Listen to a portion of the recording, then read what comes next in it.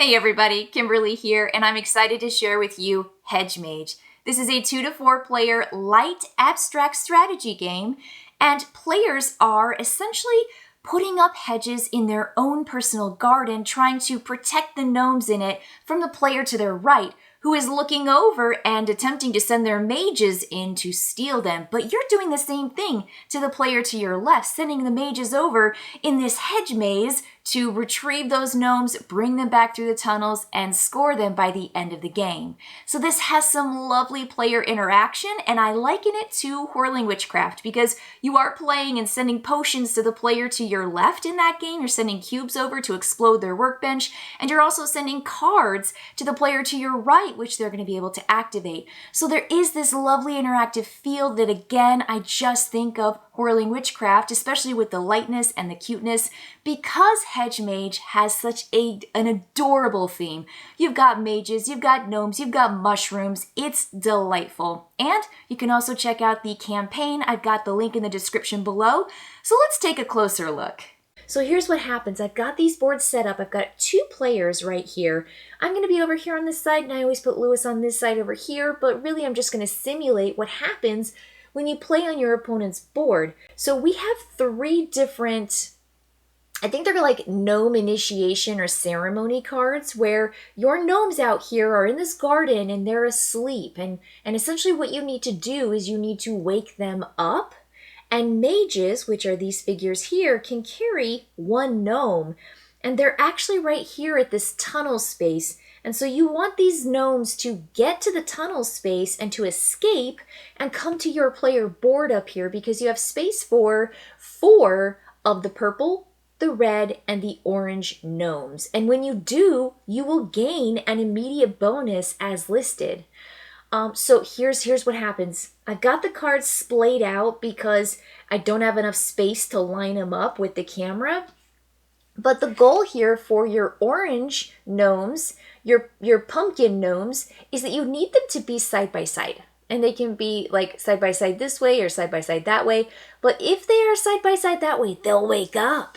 And when they wake up, they'll walk on their own, and they don't necessarily need a mage to carry them, which is really good.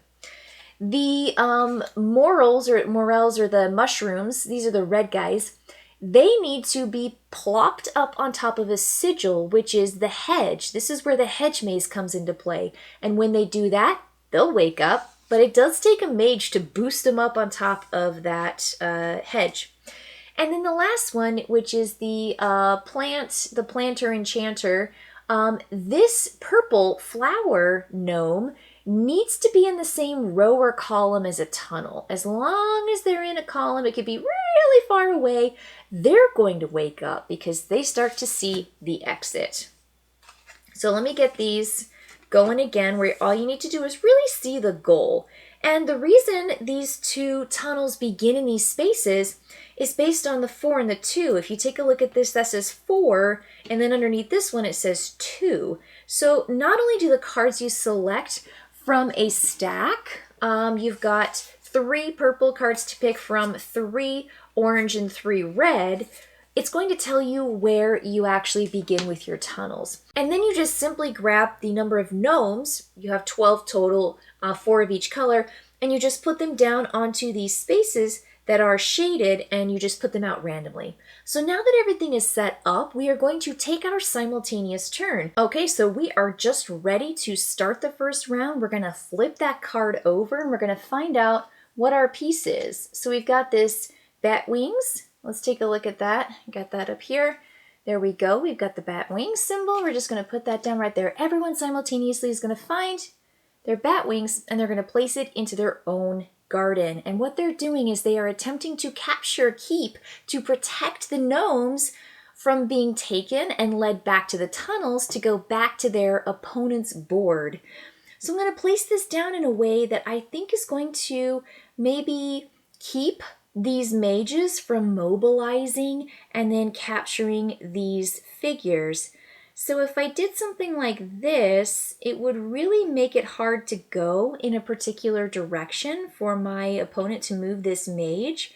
And yeah, maybe that'll keep them happy. And then I think perhaps this might be a fun one too, is putting this down. Perhaps I'll do it that way. There we go. Really makes it hard to get up into that corner. So you're just going to play down your tile. Once everyone's done that, you're now going to go to your player to your left's board. So in a 2-player game, you're simply swapping. And I'm looking at this board now trying to move my mages. And I move my mages the amount of sigils based on the sigil that I just played is 1 movement point for every player. So my mage and any awake gnomes, I can move 1 type, 1 figure from each type of gnome per round. So I can only move 1 purple, 1 red, and 1 orange, even if there are more awake. But I get to move them all the same number, which is my movement. And in the next round, I'll show you how you start adding up sigils and getting more and more and more movement. But this says I can move 1 for this figure, and I'm moving out because I want to try to come around and grab these figures. And this one didn't get blocked, so I'm wondering which way can I go that would be beneficial. And I'm thinking if I go this direction, I'm getting really close to finding those purple and that red gnome, which is cool. Lewis is coming over here. He thinks that maybe he can beeline it to get over here to these folks. I don't know if that's possible. And then I think my best bet is to go down because I'm going to have to go down to grab these figures. I don't know if I want to go over. I think there's still a chance I can grab these folks. So I moved each one the sigil number, and I have no awake gnomes. These are all sleepy gnomes. When they stand up, that's to represent that they're awake. So that's it. That's going to be the first round. We're simply going to put this card to the side. I'm just putting it on the bottom for now. And it looks like we've got this tall figure, this guy right here, and this guy over here. So now we're going to play this down. And one of the strategies in playing your tile is that you're going to be able to count the sigils on previously placed tiles as long as in the column and the row that you place your new tile, it sees a sigil. So if I place this, let's say if I place this here, which is just an example, I would look and I'd do a little ray gun and I just like go down and I'd go down and I'd go these two rows here, and I don't see any sigils. It would be the one that I played and that's it. So what I need to do is I need to get it to cross over here by playing over here in some way that has this path crossing over the sigil, or I need to make it go into this particular column. Now I will tell you there's a rule. You're never allowed to make bigger than or 2 by 2 period or bigger. So when you do this, this breaks the rules. This is a 2 by 2. Just remember the rule.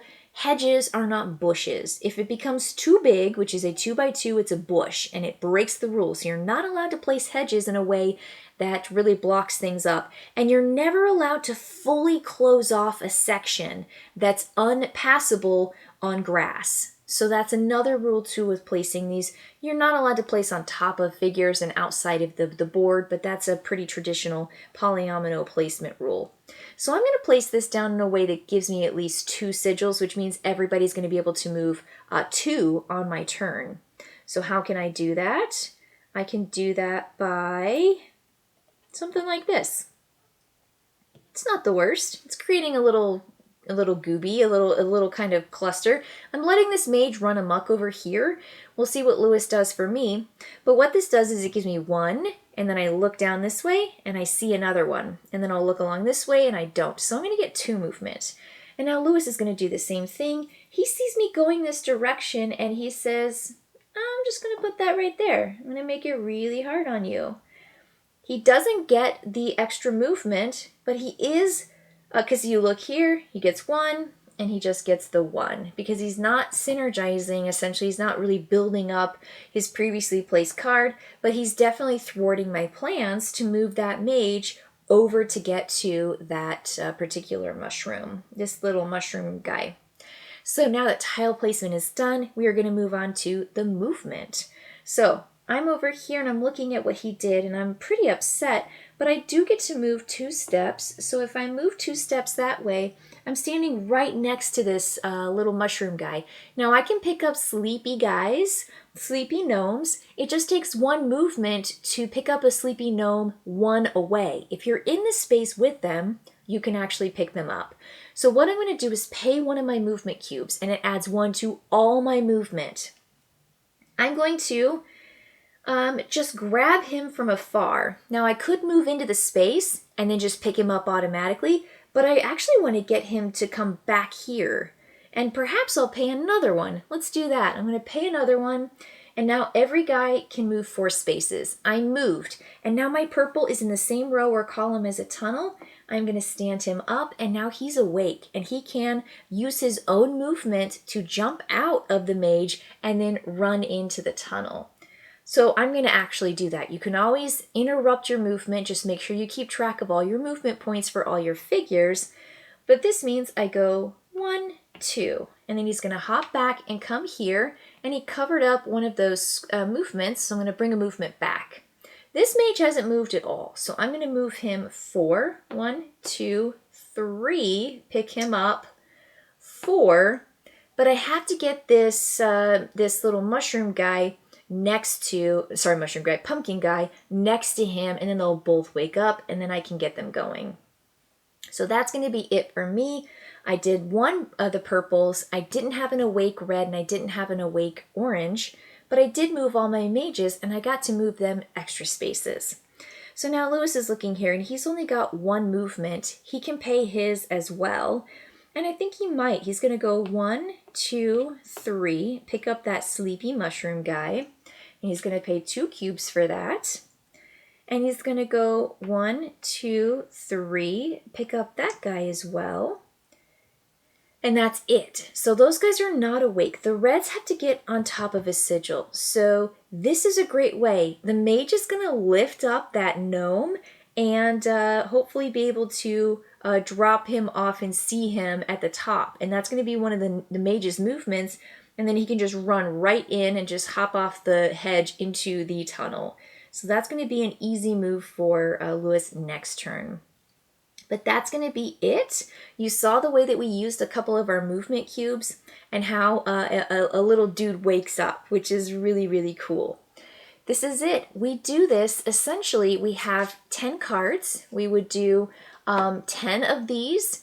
That's going to be 10 rounds in the whole game, unless somebody goes in and nabs up every gnome that's in their opponent's hedge maze. And that is going to trigger the end of the game, and you will add up your points. So what you're going to do is add up, you're going to look at the highest number of rescued gnomes from the other player's board on your board at a rate of the numbers here that you see listed. You're going to receive 2 points for any gnomes that are still left in your garden that they didn't get. You're going to get your card bonus, which in this case, I wanted Lewis to not come and nab the flower dudes, the purple ones. He doesn't know that though. And he wants me to not be nabbing up all of the pumpkins because he's going to receive bonus points per pumpkin gnome that are left. And I just went and grabbed a purple, and I'm getting these orange folks woke, like they're waking up, and so he's kind of a little nervous about that. The last thing is you'll receive 1 point per awake gnomes in your rival's garden. So if I can wake these gnomes up, but I can't get them back here to my board because they're going to the exits, which is the tunnels, then I'm still going to receive 1 point for that. So this is it. This is super fun and puzzly. You're playing all at the same time. And again, you're trying to go in your neighbor's garden where they're putting out all these different hedges, making it very maze-like or puzzly for you to navigate. But the way you place your hedge pieces really makes it clear to you what your movement points are. So you're trying to make it hard over here, but you're also trying to make your hedges line up so that you can have more movement for your mages on your opponent's board. Very fun. The cards out here change because, again, there are 3 of each of those colors. 3 of each of the colors of the orange, red, and the purple. It's really, really delightful. Now, there's one more bonus that you get if you get your 2nd and your 4th purple. And that's this, it's another sigil. So what you do is on your next card draw, you would be placing this out on your tile here. So if we had that bonus, you would place it on one of the empty spaces, and it essentially gives you one more sigil visible. On your turn, you're going to get 2, but you're also going to get even more if you do something like that, because it's going to be, oh, this touches here. You're going to get 1, 2, 3. It's going to be really, really cool. So there's some fun stuff here. Again, you get those little bouncy mushrooms whenever you get to the 2nd and the 4th of your red. Just some fun things here, especially with the configuration. Every time you put them out, they're going to be just a little bit different.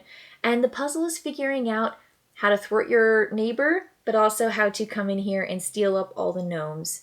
Really, really cool. I think this is a clever, fun game, and it does remind me a whole bunch of Whirling Witchcraft with the simultaneous play, the fast puzzly feature of it, and trying to interact with your neighbors in a really, really fun way. I like that a lot. So thank you so much for joining me in this brief overview and exploration of Floodgate Games' latest game, Hedge Mage. Now, I have to say right now that I have played a lot of Floodgate games. There are some fantastic ones. Decorum with the new expansion moving out, Sagrada and everything that Sagrada offers. I've got some of those reviews on my channel already. Plus, you've got Kites and Skyrockets, Fog of Love. There are some fantastic games, and I think that Hedge Mage is a lovely addition to the Floodgate Games lineup, so I hope you enjoy checking out this light strategy puzzly game at Kickstarter. Right now, the campaign is ongoing.